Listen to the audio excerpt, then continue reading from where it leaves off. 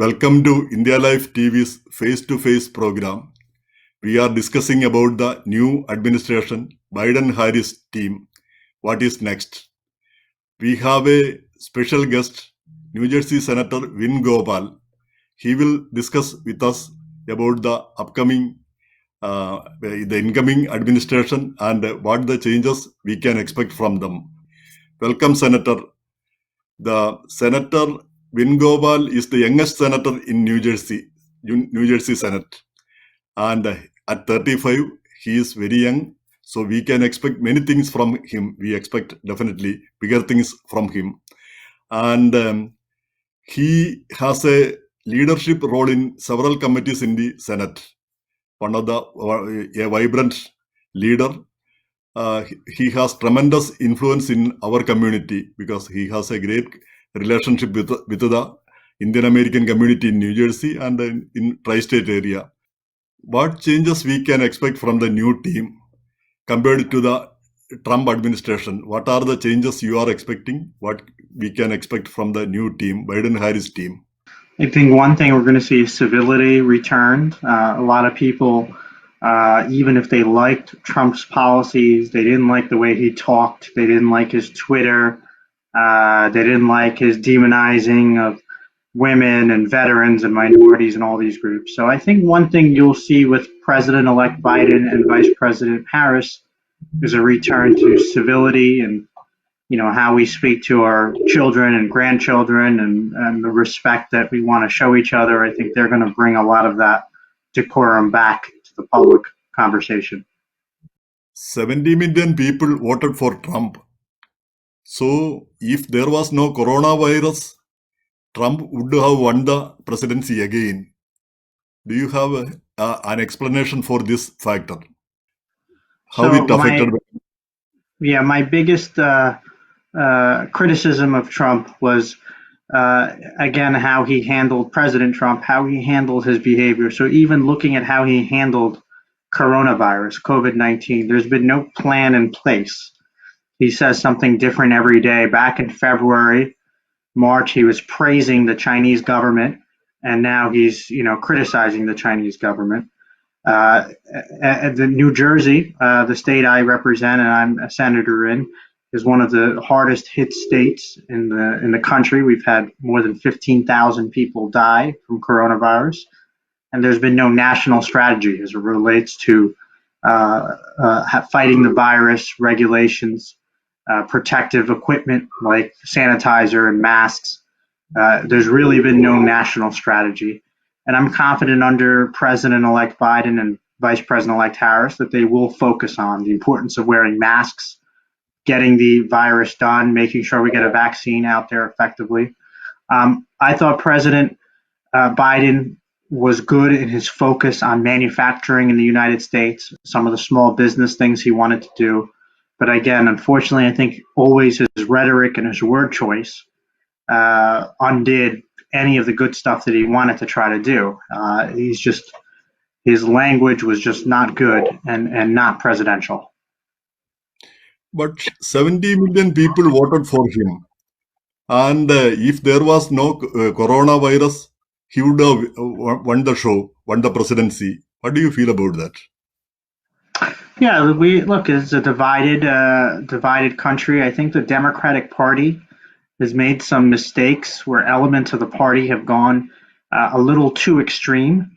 Some of the language as it relates to defunding the police and socialism and some of these elements that come from extreme places of the Democratic Party hurt the party overall. But that's not.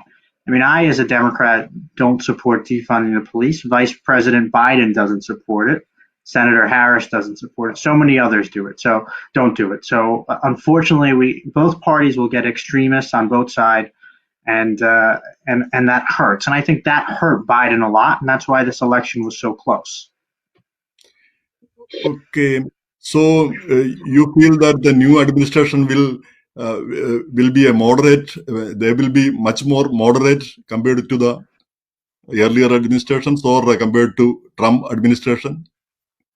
The moderate. I think it'll be more moderate, and the reality is any fair spectator will tell you that the Republicans had a very good night on election night. They won at least 5 seats in the House.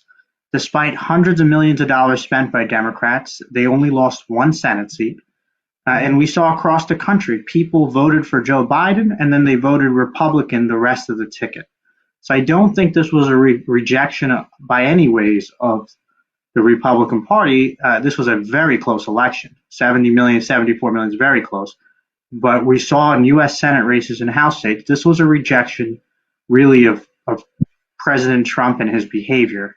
And I think Joe Biden will be a very practical person. He's going to very likely be dealing with a Republican-controlled U.S. Senate, and that's going to really bring things to the middle. The number one thing I think he can do is the country is so polarized, and you go onto Facebook or Twitter or any of these social media, you see people just attacking each other who don't even know each other. And I think one thing that President-elect Biden can do is what he started doing on his election night speech, is trying to bring people together to say, we can disagree, but we don't need to hate each other. But the runoff for the Senate seats in Georgia, what will be the outcome? Whether because in Georgia, Biden won, and do you think that in the Senate race also the Democrats will win? I think it's going to be tough. Biden looks like he's going to narrowly win, but both of the U.S. Senate seats, way more Republicans voted. And even in the seat with John Ossoff, the Republican challenger, the incumbent, had way more votes. So Democrats do have a chance, but it's going to be difficult. And even by some chance, if Democrats do win both those seats, it's still a 50-50 Senate. And you have a lot of moderate Democratic senators, like the senator from West Virginia and many others who are really in the middle. So I think this is where the country is, and I think hopefully it'll be a good thing.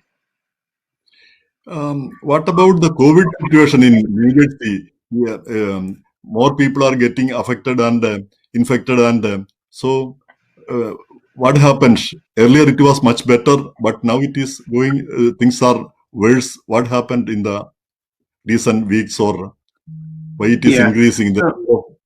So doctors and scientists have always said there will be a second wave that is coming. We're seeing the second wave right now in Europe and other places. We're engaging in our second wave. We're a couple thousand cases every day. Still 1,000 people are dying across the country regularly. I think that we're doing much better now than we were in March and April. March and April was bad. Hospital capacity was at its all-time high. And I think we're in a much better position, and we have to get through this. And hopefully over the next few weeks, the cases will go down again. We saw an announcement today from Pfizer that vaccines they're providing are more than 90% accurate. So we're hoping that, 2021 will be a better year. And how COVID affected you personally, your family, and all of them are safe, and anybody got infected with COVID in your family or in your immediate circle? No, fortunately, God bless, everyone healthy and safe. I was exposed to COVID and I had some symptoms, so I quarantined for 2 weeks. But I wore my mask and everything properly, and I stayed in the house. It's definitely more and more people are being affected by it, and I feel so sorry for so many of the restaurants and small businesses and many of these people that are really going through a tough time. Yeah, now that New Jersey is going to legalize marijuana, so what do you think? Do you agree with it? And what are the things that we can expect when the state is legalizing marijuana, the use of marijuana? Yeah, look, I think there's good and bad in everything. I was surprised at the number of people that voted. 65% of New Jersey voted to legalize. I thought it would be way closer, but the fact that it was 66% and every age group from seniors to youth supported it. I think you have to monitor it like any drug. We've seen the incredible negative effects of alcohol and alcoholism on a lot of people, and nicotine, and just like any other drug. One good thing is we have spent hundreds of millions of dollars in New Jersey, as of other states, and putting many people who smoke marijuana when they're 18, 19, 20, and we put them in jail. And so the one positive is many of our law enforcement police dollars are now going to be focused on violent criminals, rapists, murderers, focusing on that. We have way too much of our prison population who are nonviolent criminals. We've arrested a lot of people for marijuana who have no history of violence or no history of anything. And then what happens is it becomes a terrible system. They get arrested when they're 18, 19 years old, when the brain hasn't fully matured, and then they can never get a job later in life. And they're stuck with that on their record their whole life. So I think we have to be cautious, like with any drug, whether it's alcohol, whether it's nicotine, whether it's hard drugs, marijuana. We have to handle it very cautiously. So I think the governor's approach right now, nothing is legal right now. He's setting up a commission similar to the Alcohol Beverage Commission in New Jersey. It'll be a similar commission that's going to heavily regulate it and really focus on the criminal justice aspect of it, and to try to get rid of this black market of drug dealing in New Jersey. Now that Kamala Harris is elected as vice president, and an Indian American reaching to that level, of course, she is both Indian American and African American connection, the Jamaican American. What do you feel since another day she reached this level? What do you feel? How do you feel, and what do you expect from her for the community? Yes, and South Indian too, I'll add. So yes, she's been always a very impressive person, following from a distance. I read an interview that she did with one of her chittapas, one of her uncles in India that she's very close to, where they did a dialogue back and forth. So I think it's good. I think for any young woman, whether they're Indian American or Black American or Mexican or whatever they may be, Chinese American, I think to have somebody like Kamala Harris is a good role model in that. She I think will lead the country very well, and it should bring a lot of pride. And I hope it helps with Indian American relations. I think she'll have a natural inclination just because of her familiarity with it. If you notice about Kamala Harris, she always talks about her mother. And I've never actually ever heard her talk about her father ever, but I've always hear her talk about her mother, who is from India, and her mother had a very big influence on her life, very clearly. So I think it'll be interesting to see how that experience impacts her moving forward. Some people say that she is very liberal, a socialist. What do you think? Yeah, I don't think that's true at all. I mean, what's funny is many of the liberals say that she's too conservative. When she was Attorney General of California for 8 years, she was very hard on drugs, hard on many of these things. Liberals were attacking her all the time. So, and when she's a U.S. Senator, she was very moderate. She's a Democrat, she's a progressive, but I think she's similar to Joe Biden. And, when I think of liberal senators, I'm thinking of Bernie Sanders and Elizabeth Warren. I don't think Kamala Harris. So I think, unfortunately, that's part of the Democratic Party. The Democratic Party has not done a good job branding and attracting those voters in the middle. And I think that's a failure of the party, and it hurts in situations like this. Trump is a good friend of India. And do you think that the friendship with India will continue under Biden-Harris team, the same level of friendship that Trump and Modi are friends? Yeah, I think so. And I think no matter who the president has been, whether it's Obama or Bush or Clinton, we've always had a very good relationship with India. I think that under Obama and Biden, they did a lot to combat extremism. They were very focused on killing Osama bin Laden and many of the other projects that they put out in the Middle East, and they're very aggressive. And I think President Biden is. I'm hopeful, President-elect. I'm hopeful that in addition to the vice president, there'll be some Indian Americans. I've heard that he may bring back Vivek Murthy or some of these other folks who were under the old administration. And I think it's going to be very important that he is a good ambassador to India. And I'm very optimistic in all that.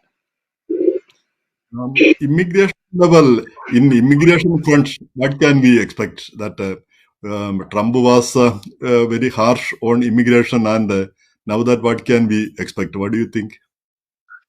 I think it will be better. Here in New Jersey, I focused very much on H-1B visa holders. We've done in-state tuition. We've done a lot of things here, but we've constantly been battling the federal government on a lot of these immigration issues, legal immigrants from India. So, and even basic stuff where I had one constituent who's from India and had a sick family member and just wanted to get a sibling to come over to visit was very difficult. So I think a lot of these things will be relaxed, especially for visitor visas for family and stuff. And I think that's important. It's been very difficult these last 4 years. What about Obamacare? Whether it will come back the same way or because there were so much criticism about Obamacare, it was not doing well, and the premiums were very high, and there were so much criticism against it. So, what kind of change you are expecting for So I think it's Obamacare? important we protect the good in Obamacare. There is some good with pre-existing conditions and your child up to 25, but then the premiums are a problem. I strongly support a public option. I think there needs to be more competition in getting healthcare prices down. Unfortunately, in every scenario, whether it's Obamacare or Romney Care or whatever it is, the insurance companies are always winning, regardless of the scenario. So we need to create more competition and make the insurance companies compete. Here in New Jersey, I have one insurance company, Horizon, that has almost 70% of the market. We have a few others, Aetna, Cigna, but we need more competition in health insurance, and we can't let premiums rise. And I think that's something that even Senator Mitt Romney, the 2012 Republican nominee, said that's something he really wants to work with President-elect Biden on. So I'm hopeful that they can do that in a bipartisan way. So there is an election in governor election next year in New Jersey, and um, so the current governor has announced that he will run again. Um, what are the chances for the Democratic Party in New Jersey next year also? I think good. You know, I'm supporting Governor Murphy, and I think he's done a good job. I'm running for re-election to the Senate on his ticket with him and the rest of the Democrats. Look, the governor was the first governor in American history to visit India. I had the opportunity to go with him last year. We did a lot of good things. We went to Delhi and Mumbai and a lot of places. Worked out a lot of agreements between the universities in India and New Jersey, talking about STEM and technology, and really was a great trip. And he's been really active in the Indian American community here, not just his appointment of the first Sikh American Attorney General in the country, but he's been very active in this community. So I think he'll do well, not just among Indian Americans, but among all New Jerseyans. And I think he should get comfortably reelected.